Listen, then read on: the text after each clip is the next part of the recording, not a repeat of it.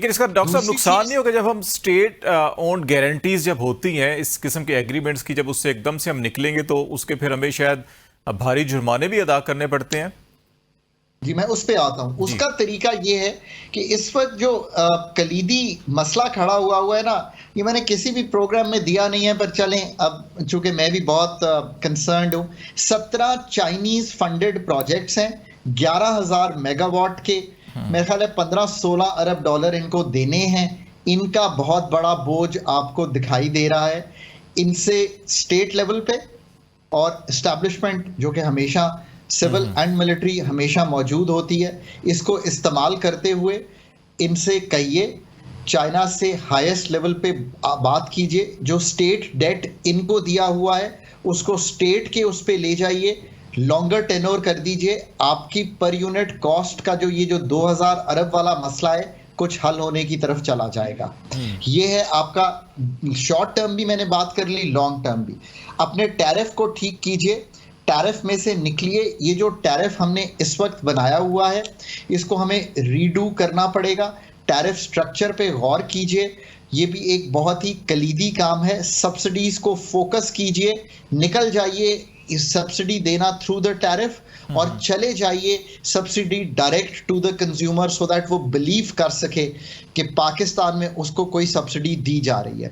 जितने सारे टैक्सेस लगाए हुए हैं मैं उनके नाम भी ले सकता हूं, पर चलें अब क्या इलेक्ट्रिसिटी 10 से 15 टैक्सेस हैं, अब नाम लेते जाएं तो बड़ी डिटेल हो जाएगी। लेकिन एक चीज़ डॉक्टर साहब मैं ज़रूर पूछना चाहूँगा, हमारा ज़्यादा जो एनर्जी बेस है वो ऑयल, फर्नेस ऑयल के ऊपर है। शायद हम एनर्जी मिक्स भी उतना मुतवाज़न नहीं कर सके जो हमारे पास पोटेंशियल है। हम अक्सर रिसोर्सेज ही करते हैं जी, अल्टरनेट रिसोर्सेज। हमारे पास विंड बहुत ज़्यादा है, सोलर बड़ी है जी, हमारे पास हाइडल जो है वो शायद 56,000 मेगावाट सिर्फ हमारे नॉर्दर्न एरियाज़ में इतना कैपेसिटी है, लेकिन वो की नज़र नहीं आती, प्रैक्टिकली की नज़र नहीं आ रही। हम फर्नेस ऑयल के ऊपर बहुत ज़्यादा डिपेंडेंट हैं। जी आप दुरुस्त कह रहे हैं। आज से कुछ अर्सा पहले तक ऐसी बात दुरुस्त थी। कुछ हमारा जो इस वक्त मिक्स है वो इम्प्रूव किया है और इसको फर्दर अब इम्प्रूव करने की भी लॉन्ग टर्म सजेशन ये है कि मल्टीलैटरल्स और जो इन्वेस्टर्स हैं नए एफडीआई के थ्रू भी आने हैं, उनको विंड और सोलर पे ले जाइए। पन बिजली जो है उस पर अपने पीएसडीपी के थ्रू काम कीजिए। पीएसडीपी को रिस्ट्रिक्ट करें इस तरह के कामों में ताकि आप जल्दी डायमीर भाषा पे काम कर सकें, दासू पे काम कर सकें। और जो ऑलरेडी प्रोजेक्ट्स इन दी ऑफिंग हैं, पर ये याद रखिए कि बिजली इस वक्त 41,000 मेगावाट के करीब का एक एस्टिमेट है। ये शायद अभी जो ग्रोथ आ रही है मुल्क में, ये जायद बिजली ही अवेलेबल है। इसको देखते हुए, इन चीज़ों को सोचते हुए बहुत ही प्लान कीजिए। इसीलिए मैं बार बार कहता हूँ, पाकिस्तान की फ्यूचर इंशाल्लाह बेहतर तब डिटर्मिन होगा और होगा जब हम competent set of people in कामों पे मुख्तस कर देंगे कि उनका काम ही ये है कि वो ये रिफॉर्म और रिकंस्ट्रक्शन करें। एनर्जी सेक्टर की आज हम गुफ्तगू कर रहे हैं और जो हमारी ओवरऑल जो इसका इकोसिस्टम है उसको तब्दील करते चले जाएं। और 3 से 5 माह में आपने जिक्र किया फॉर एग्जांपल और लोकल इंडिजिनस थर कोल पे मूव करें। ये सारी चीजें जो है पाकिस्तान का एनर्जी मिक्स चेंज कर देंगे। एक चीज डॉक्टर साहब और आपसे पूछना चाहूंगा, मैं माजरत चाहता हूं आपकी बात काट रहा हूं, कि आपने कहा कि प्राइवेटाइजेशन कर लें या सूबों के हवाले कर दें डिस्कोस को, ये एक अच्छा सोल्यूशन नजर आता है। लेकिन जब हम केएससी को देखते हैं, जब हमने केई उसको किया और फिर उसके हवाले कर दिया, उसको निष्कारी भी की, लेकिन अभी भी जो सरकारी आदाद शुमार हैं उसके अंदर लास्ट ईयर के अंदर 169 बिलियन रुपीस हम सब्सिडीज में देने पर मजबूर हुए हैं। तो क्या ये सारी अगर हम प्राइवेटाइज कर देते हैं और वहां भी हमें ऐसे ही अरबों रुपए खरबों रुपए सब्सिडी देनी पड़ गई तो फिर तो कोई फायदा नहीं होगा। खूबसूरत बात आपने सामने रखी है।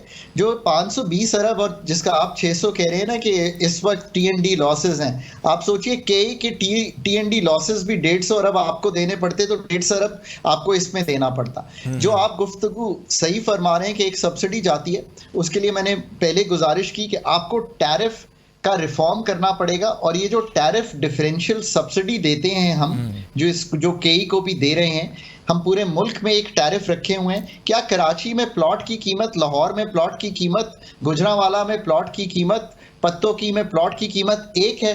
नहीं है ना एक। इसी तरह बिजली भी एक नहीं हो सकती। कॉम्पिटिटिव मार्केट बनाने के लिए, जो कि हम बनाना चाहते हैं पाकिस्तान में, multi buyer multi seller market, उसका मतलब ये है कि अगर हेस्को अच्छा परफॉर्म नहीं करेगा तो लोग उसको आकर प्रोविंशियल पूछेंगे कि ये मैनेजमेंट प्राइवेट सेक्टर की है, ओनरशिप सिंध की है, भाई हमारी बिजली जो है वो गुजरांवाला से महंगी कैसे चल रही है? वो कहेगा जी गुजरांवाला में लॉसेस कम है, तो वो कहेगा भाई आप भी लॉसेस कम कीजिए।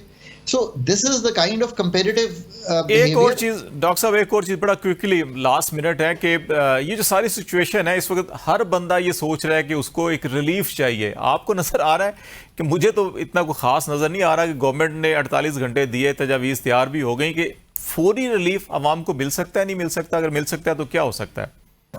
यार बात यह है कि कुछ ना कुछ करना चाहिए, आईएमएफ से निगोशिएट करके करना चाहिए। एक तो ये बात है, मैं आईएमएफ का प्रोपोनेंट रहा हूं कि पाकिस्तान को मैं डिफिकल्टी से दूर रखना चाहता हूं। आईएमएफ से निगोशिएट कीजिए, 200 यूनिट तक रिलीफ वो आपको दे देंगे।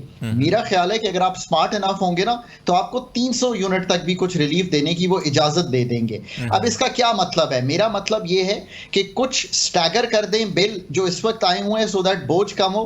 कुछ जो टैक्सेस इतने सारे हैं उनके बारे में आईएमएफ से गुफ्तगू करें, और एक रकम आपने रखी हुई है इस वक्त भी बजट में, जिसको हम इमरजेंसी फंड्स कहते हैं, 250 अरब के करीब है, उसको इस्तेमाल करें।